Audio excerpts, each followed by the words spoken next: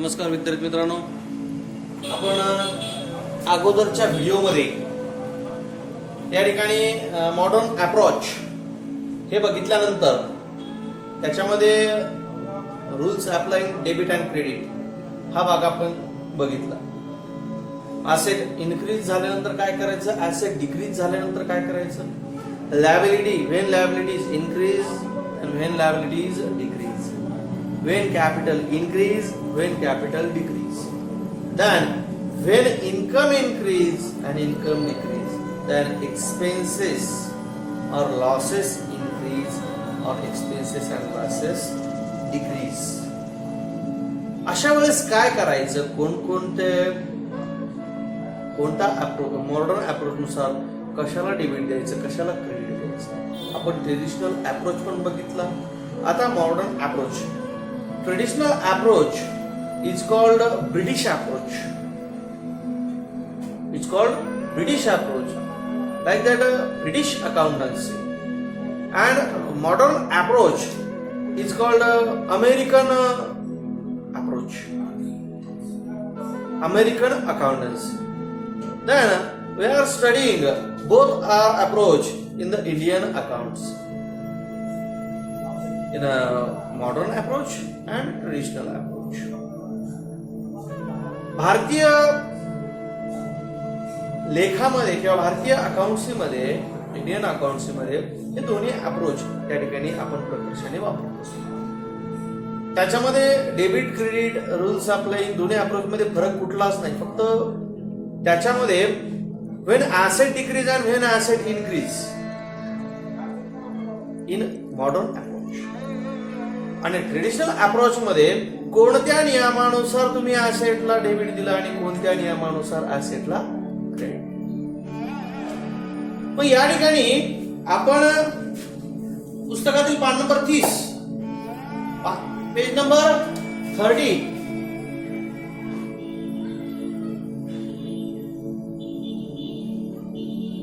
आपल्याला या ठिकाणी पेज नंबर 30 वर ऍक्टिव्हिटी नंबर 3 दिलेली आहे. त्या ऍक्टिव्हिटी नंबर 3 मध्ये analysis of transaction modern approach. Then we are studying the analysis of transaction by modern approach. Now first transaction, Rajesh comings business with cash ₹80,000. Rajesh comings business with cash ₹80,000. Rajesh व्यवसायामध्ये आला, cash घेऊन आला. किती आणली cash? 80,000. When any person comes in the business by carrying the cash, ज्यावेळेस पैसे घेऊन एखादा व्यक्ती व्यवसायामध्ये येतो तर ते पैसे तो खर्च करण्यासाठी नाही, व्यवसाय चालू करण्यासाठी येत असतो.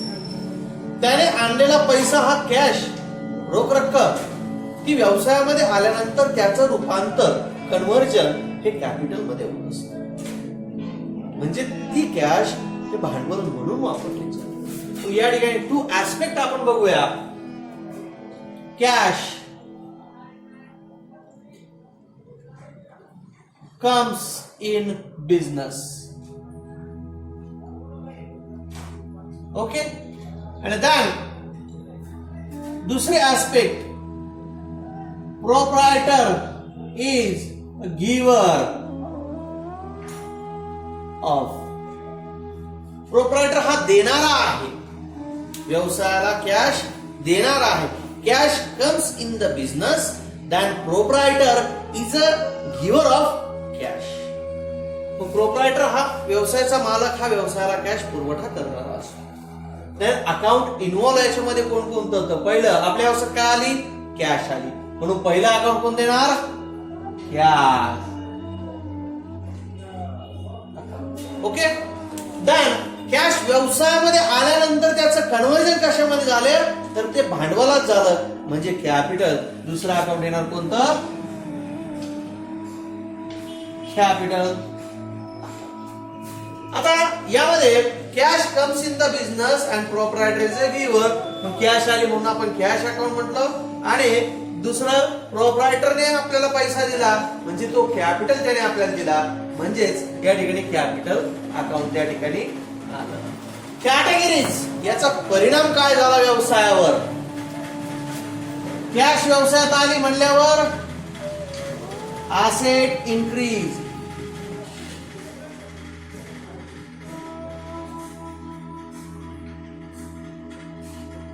and then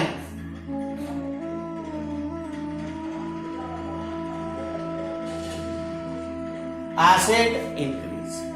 व्यवसायामध्ये कॅश आणली म्हणजे ती कॅश काय? रिअल अकाउंट आहे, मालमत्ता आहे.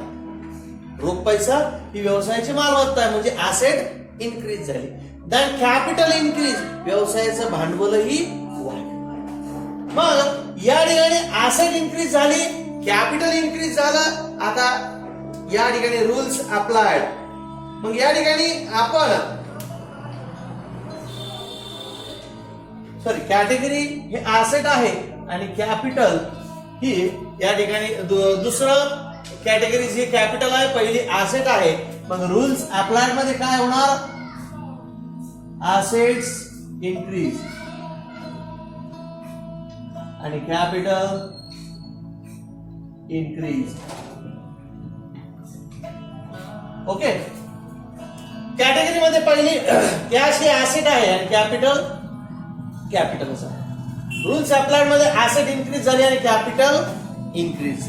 आपण अगोदरच्या व्हिडिओ मध्ये काय पाहिलेलं आहे की व्हेन ऍसेट इन्क्रीज, ऍसेट मध्ये वाढ झाली, then debit your assets. Then capital increase, ज्यावेळेस कॅपिटल मध्ये वाढ होते, then credit your capital, credit the capital. When capital increase, credit the capital. Because personal account rules, debit the receiver, credit the देणाऱ्याला आपण. आता ऍसेट वाढली, rules applied. Cash अकाउंटचा rules काय सांगतो? डेबिट व्हॉट कम्स इन, आणि कॅपिटलचा अकाउंटचा नियम सांगतो क्रेडिट द गिव्हर. मग डेबिट कशाला द्यायचं? ऍसेटलाच, म्हणजे कॅश, आणि क्रेडिट कॅपिटल अकाउंटला क्रेडिट द्यायचं.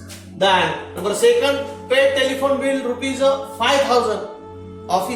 ऑफिसचं टेलिफोन बिल आपण ₹5,000 या ठिकाणी दिलं.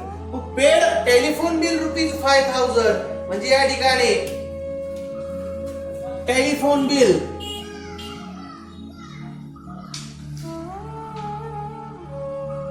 is an expenditure. आणि दुसरा ऍस्पेक्ट काय झाले? Cash goes. टेलिफोन हा आपला एक्सपेंडिचर आहे, टेलिफोन बिल हे आपला एक्सपेंडिचर आहे, आपला खर्च आहे. आपण टेलिफोन यूज केला त्याच्याबद्दल आपल्याला भाडं द्यावं लागतं. टेलिफोन बिल हा आपला एक्सपेंडिचर आहे, खर्च आहे.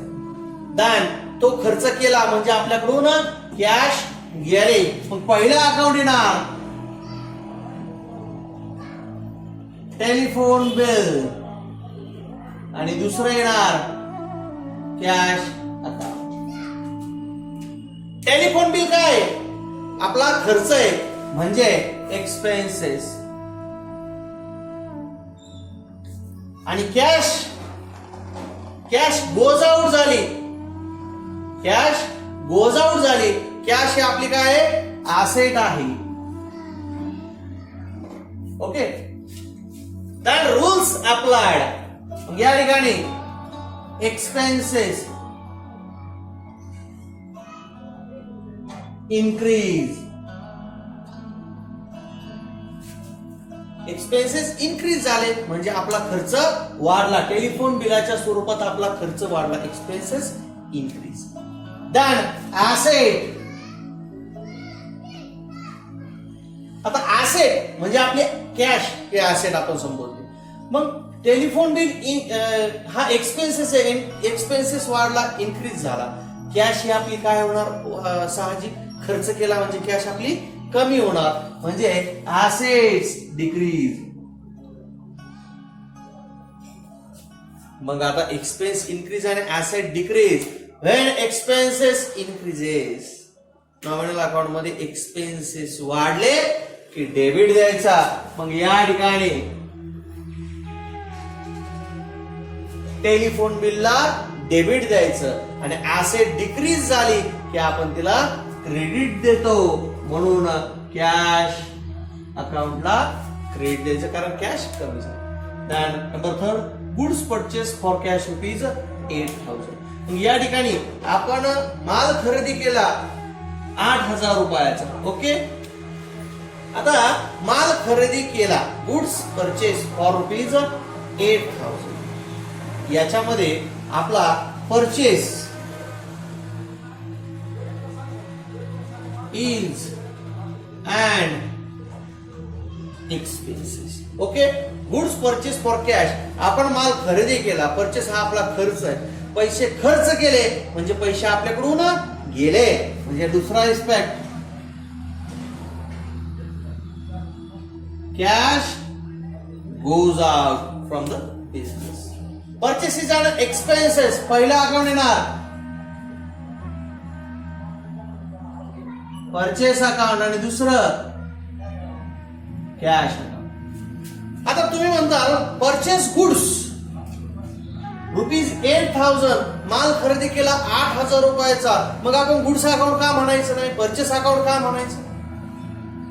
तर आपण गुड्स अकाउंट म्हटलं तरी आपलं चुकत नाही, पण सायंटिफिकली इन अकाउंटिंग लँग्वेज आपल्याला परचेस अकाउंटच म्हणावं लागतं, कारण आपण खरेदी केलेली आहे.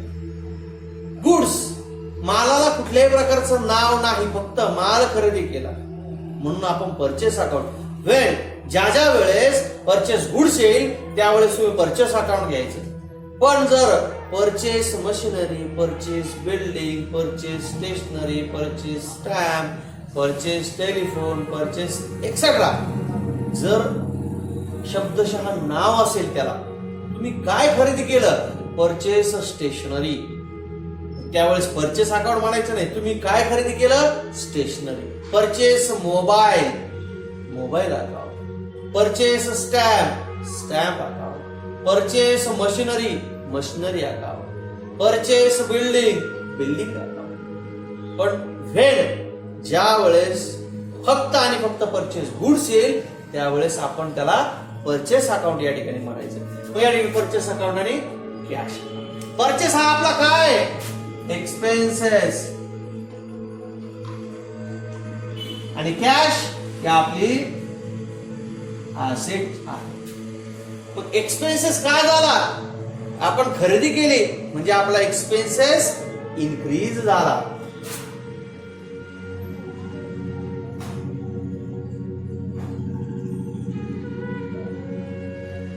ऍसेट आपलं परचेस एक्सपेन्सेस आहे, एक्सपेन्सेस वाढली म्हणजे आपली ऍसेट काय झाली, माल खरेदी केला म्हणजे माल आपल्याकडं आला म्हणजे आपली ऍसेट इन्क्रीज झाली. वर आपण काय केलं, टेलिफोन बिल दिलं, ऍसेट डिक्रीज झाली, पैसे गेले. या ठिकाणी परचेसेस आणि एक्सपेन्सेस, एक्सपेन्सेस वाढला परंतु त्याच्या बदल्यात कॅश गोज आउट झाली, त्याच्या बदल्यात काय आला, माल आला. Cash purchase goods for cash rupees 8,000. अशा वेळेस काय झाला, या ठिकाणी कॅश गेली, परचेस एक्सपेन्सेस इन्क्रीज झाला, खर्च वाढला, परंतु माल आला म्हणजे ऍसेटही इन्क्रीज झाली.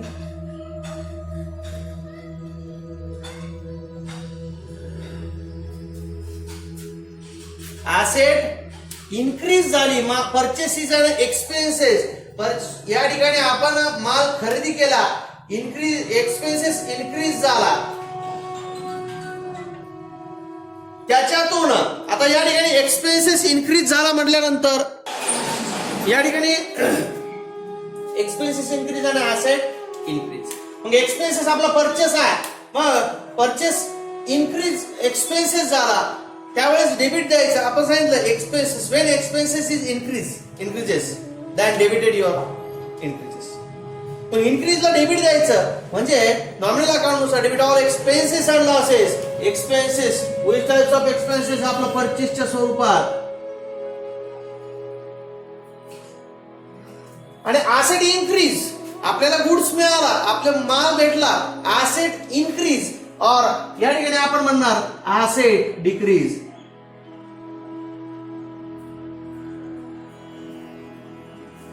ऍसेट आपली डिक्रीज झाली, मग या ठिकाणी कॅश गोज आउट झाली, आपल्याकडून पैसा गेला. जरी पैशाच्या स्वरूपात आपल्याकडे माल आला, आपले ऍसेट इन्क्रीज झाली, परंतु एक्सपेन्सेस आपला वाढलेला आहे. परंतु ऍसेट आपला कॅश गेली, म्हणून कॅश अकाउंटला क्रेडिट आपण दिले. त्याच्यानंतर सोल्ड गुड्स टू मनोज, मग या ठिकाणी आपण काय म्हणणार, सोल्ड गुड्स टू मनोज. मग मनोज कुणाला विकला माल, सोल्ड विक्री करणे, गुड्स माल, टू मनोज, मनोजला माल विकला. मनोजला माल विकल्यानंतर माल घेणारा कोण आहे, मनोज आहे. मनोज इज रिसिव्हर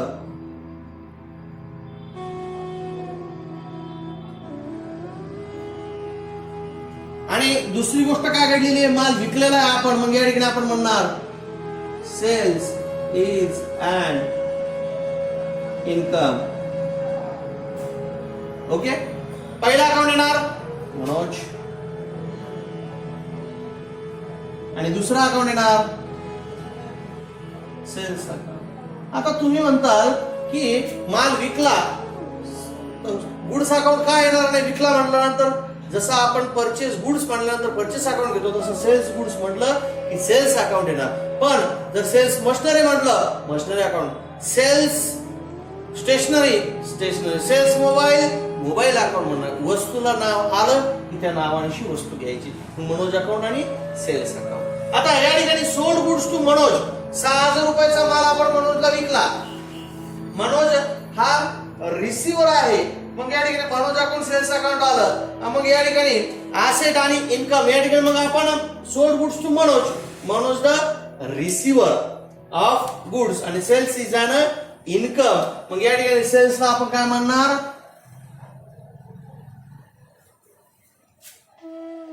आणि हा आपला इन्कम आहे, वस्तू विक्री करून मिळालेला आपल्याला इन्कम. आणि दुसरी ऍसेट. ओके, ऍसेट काय की या ठिकाणी मनोज कडून आपल्याला पैसे मिळणार आहे. मनोज हा रिसिव्हर आहे, म्हणजे या स्वरूपात ऍसेट इन्क्रीज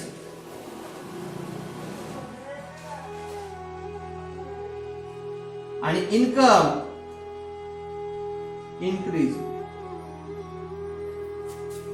आता ऍसेट इन्क्रीज आणि इन्कम इन्क्रीज. ऍसेट म्हणजे मालमत्तेमध्ये ज्या वेळेस वाढ होते, any types of asset when increases than debit. ज्यावेळेस ऍसेट वाढते, debit what comes in. Asset ज्यावेळेस वाढते त्यावेळेस आपण इन्क्रीजेस म्हणतो आणि डेबिट देतो. मग कशाला डेबिट द्यायचा, मनोज अकाउंटला डेबिट द्यायचं. मनोज आपल्याला पैसे देणार आहे. ओके, दॅन इन्कम इन्क्रीजेस, आपला इन्कम वाढला. When income increases than credit. मग या ठिकाणी सेल्स, सेल्स अकाउंटला आपण क्रेडिट देणार. मग इथं sold goods to Manoj rupees 60,000, इथे sold goods to Manoj cash account आला असतं तर मनोज इज अ रिसिव्हर किंवा cash comes in the business, cash account आला असतं, कॅश मध्ये ऍसेट आले असतील आणि ऍसेट इन्क्रीज. इथं मनोज कॅशच्या ऐवजी आपण मनोज घेतलेला आहे, म्हणजे Manoj account debit to sales account. The next purchase machinery from Suresh on credit. आता तुम्हाला सांगितलं ज्यावेळेस परचेस गुड्स आलं त्यावेळेस आपण परचेस अकाउंट घेतलं, पण या ठिकाणी काय आलं, मशिनरी आलं. म्हणजे मग परचेस मशिनरी फ्रॉम सुरेश, मग या ठिकाणी आपण म्हणणार purchase is an expenses. Okay, on credit rupees 15,000 Suresh कडून मशिनरी घेतली. मग या ठिकाणी Suresh is giver. Okay, Suresh is the giver of machinery. पहिला अकाउंट आला, काय खरेदी केला आपण, मशिनरी. आणि दुसरा अकाउंट सुरेश, मशिनरी अकाउंट आणि सुरेश. पहिला मशिनरी आपल्याकडे आली म्हणजे आपल्याकडे काय आली, मालमत्ता आली. मग या ठिकाणी ऍसेट, आणि दुसरं सुरेश अकाउंट, पण सुरेशकडून आपण उधारीवर खरेदी केली मालमत्ता, मशिनरी उधारीवर खरेदी केली, म्हणजे सुरेश हा आपला काय झाला, क्रेडिटर्स झाला. सुरेश हा आपला क्रेडिटर झाला, कारण सुरेशकडून आपण उधारीवर वस्तू आणली. पैसे दिले का, नाही, आपल्याला पैसे द्यायचे आहे. म्हणजे दुसरं काय आलं, लायबिलिटी. मग या ठिकाणी काय झालं, ऍसेट मशिनरी आली म्हणजे ऍसेट इन्क्रीज आणि क्रेडिटर्स और लायबिलिटी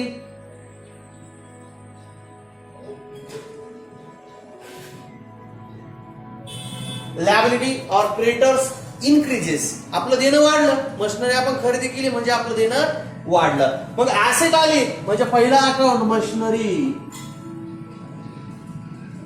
आणि दुसरं कुणाकडून घेतली,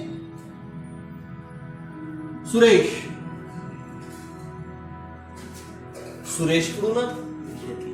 आता मशिनरी अकाउंट काय आलं, कारण या ठिकाणी परचेस मशिनरी आलेला आहे. जर या ठिकाणी परचेस गुड्स आला असतं तर आपण या ठिकाणी परचेस अकाउंट घेतलं असतं. Then last transaction received rent rupees 2500. मग या ठिकाणी rent is an expenditure or expenses आणि आपण भाडं दिलं म्हणजे आपल्याकडून पैसे गेले, मग या ठिकाणी आपण म्हणणार कॅश गोज आउट. ओके, पहिला अकाउंट काय दिलं, रेंट. दुसरा अकाउंट कशाच्या स्वरूपात दिलं, कॅश. रेंट काय आहे, एक्सपेन्सेस, आणि कॅश काय आहे, ऍसेट. मग या ठिकाणी एक्सपेन्सेस काय झाले, वाढले.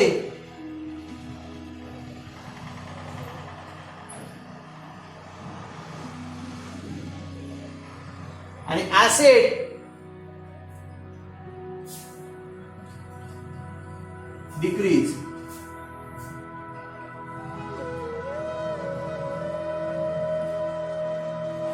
एक्सपेन्सेस वाढले आणि ऍसेट कमी झाली. मग या ठिकाणी कशाला, एक्सपेन्सेस कशाच्या स्वरूपात आहे, रेंटच्या स्वरूपात आहे.